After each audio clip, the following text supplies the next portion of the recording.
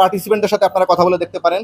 আমাদের যেমন আমাদের ওয়েবসাইটে যেটা আছে, আমাদের যে ফর্মটা পূরণ করতে হয় পার্টিসিপেন্টরা পূরণ করে, সেখানে আমাদের একটি কলামে লেখা আছে অভিভাবকের সম্মতি লাগবে। অভিভাবকের সম্মতি মানে হচ্ছে ওই অভিভাবক জানবেন। আপনারা দেখবেন মিডিয়া সাধারণত বলে থাকে যে তুমি একা আমাদের অফিসে আসো বা তুমি একা আসো, গার্জিয়ান আনবা না। আমাদের প্রতিটা পার্টিসিপেন্টকে আমরা বলি তোমার বাবা হোক, মা হোক, বা কোনো একজন গার্জিয়ান নিয়ে আসবা।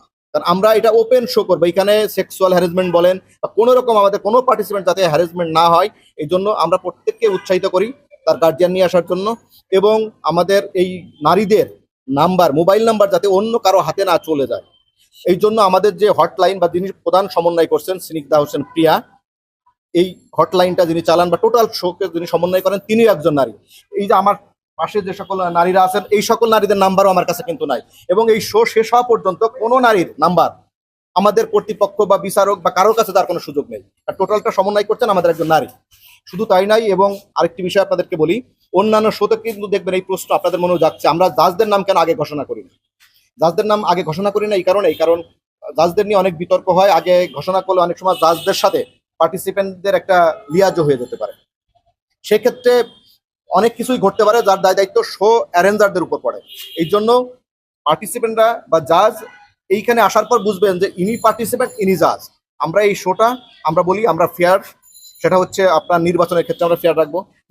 সেক্সুয়াল হ্যারাসমেন্ট দিক থেকে আমরা খুবই লক্ষ্য রাখবো, এবং তার ফ্যামিলি উইদাউট ফ্যামিলি পারমিশনে আমাদের এই শোতে যাতে কেউ অ্যাটেন্ড না করে, আমরা সেদিকেও লক্ষ্য রাখছি। এক কথা আমরা বলতে চাই, আমরা ওপেন শো করবো ফাইনাল পর্যন্ত। আপনারা সাংবাদিক ভাইরা আমাদের সাথে থাকবেন, আমরা প্রতিটি রাউন্ডেই আপনাদেরকে নিয়ে করবো। আর দেখবেন আমাদের কিন্তু পার্টিসিপেন্ট, অন্যান্য শোতে কিন্তু পার্টিসিপেন্টদেরকে আটকায় রাখা হয়, এই সাক্ষাৎকার দিবা না, কিছু বলবো না, কি বলতে কি বলে। আমরা কিন্তু ওপেন ছেড়ে দিছি, তোমার যা ভালো মনে, তুমি যা দেখছো যা করছো তাই বলবো। দেখুন কতটুকু সার্থক সেটা তো আপনারা নিজেরাই দেখতে পাচ্ছেন। আমাদের বিউটি কুইন বাংলাদেশ 2024-এর প্রথম অডিশন আজ শুরু হচ্ছে। ইতিমধ্যে অডিশনে আমরা অনেক সুন্দরী নারী আমরা পেয়েছি। এই যে আমার পাশেই অনেক সুন্দরী নারী যারা ইতিমধ্যে ইয়েস কার্ড পেয়েছেন, আপনাদের সামনেই তারা উপস্থিত আছেন।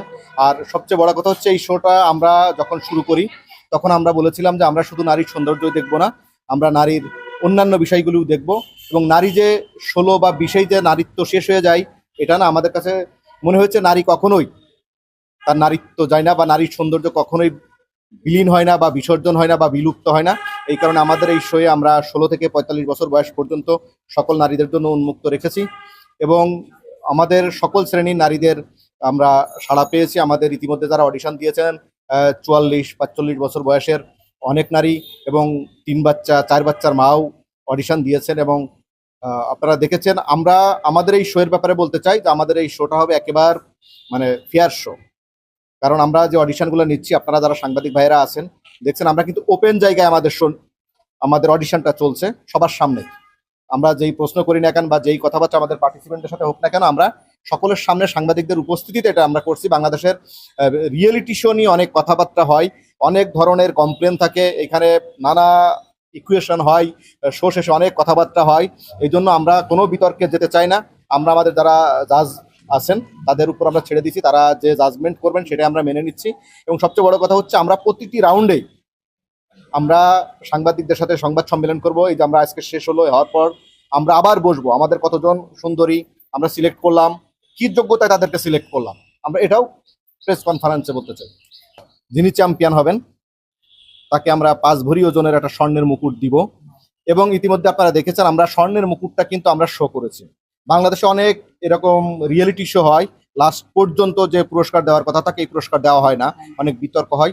এই কারণে আমরা আমাদের যে আমরা তাজটি তৈরি করেছি বা মুকুটটি তৈরি করেছি, সেটা কিন্তু আমাদের সংবাদ সম্মেলনে আমরা দেখিয়েছি। এবং আমাদের বর্তমান যে তাজটি আছে এটির ওজন 12 ভরি, কিন্তু আমরা ঘোষণা করেছি 5 ভরি এই কারণেই যে আমরা আরো বেশি দিব, কিন্তু আমরা ঘোষণা দিয়ে যেন তার চেয়ে কম না হয়। আর আপনাদের মনে অনেকে প্রশ্ন থাকতে পারে যে কেন আমরা আগেই তাজটা প্রদর্শন করছি, এটা তো অনেক সাধারণত লাস্টে দেখানো হয়। আমরা এই কারণেই করছি, যেমন এই শো এর সাথে আমি আছি, আমার প্রতিষ্ঠান লাবণ্য মিডিয়া হাউস আছে, এবং আমি যৌথভাবে আর একটি প্রতিষ্ঠান স্কাইলাইন বিডি, আমরা দুইটি প্রতিষ্ঠান মিলে এটা করছি।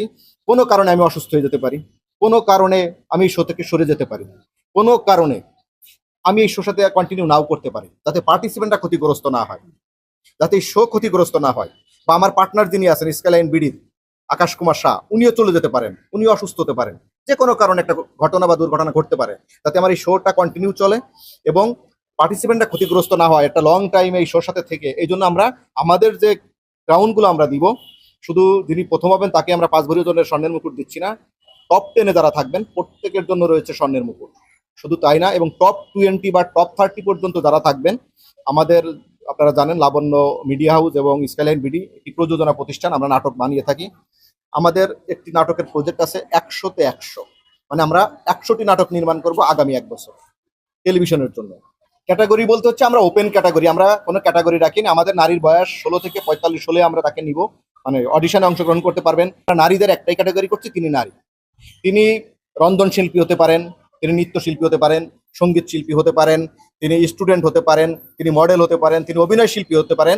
আমরা একজন নারী, তার যে কোনো একটি বিশেষ গুণ যদি থাকে বা তিনি যদি মনে করেন তার বিশেষ একটি যোগ্যতা আছে, তিনি আমাদের সামনে বলতে হচ্ছে জাজদের সামনে যদি তিনি সেটা প্রমাণ করতে পারেন, তাহলে তিনি ইয়েস কার্ড পাচ্ছেন বা পরবর্তী রাউন্ডের জন্য নির্বাচিত হচ্ছেন।